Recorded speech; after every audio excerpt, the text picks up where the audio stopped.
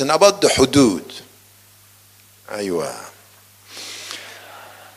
Because I was not here, and some groups were using my take by saying this is the position of Tariq Ramadan. And you know the way you put it, you know, when I'm dealing with the Western journalists, or journalists around the world, I'm trying to be very precise with the words that I'm using, and very precise with what I'm saying. And what you just said with your question in Malaysia is worrying. Why? Because in fact, I never spoke about stoning of women. This is what Sarkozy said, because he has a wrong understanding of Islam, because it has nothing to do with women and only women. Stoning is in the classical tradition about men and women.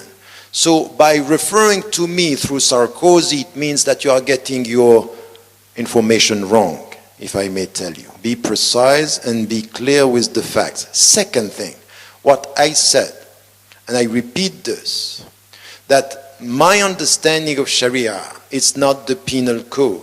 Sharia is the way towards faithfulness, it's how to achieve justice and equality in our society with the objectives of protecting human life, promoting justice and freedom.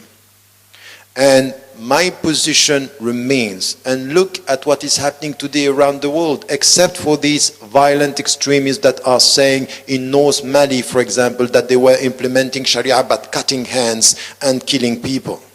And I said we have to stop. I said it 15 years ago. In the name of Islam, no one can deny that there are texts referring to death penalty, corporal punishment, and stoning. You can't deny that.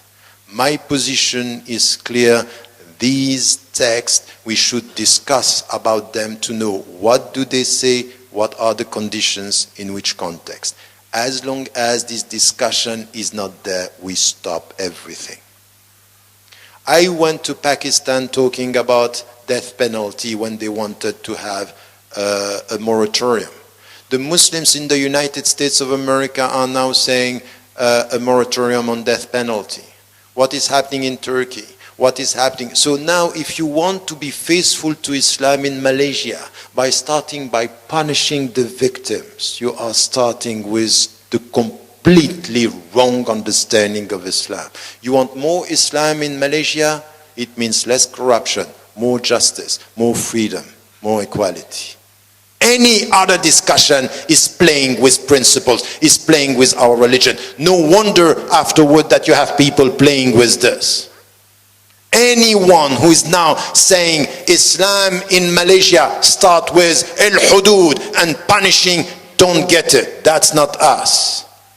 Islam in Malaysia is more education, more justice, more freedom, less discrimination.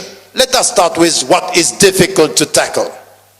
And if you want to start with less corruption, start by punishing not the victims but the leaders.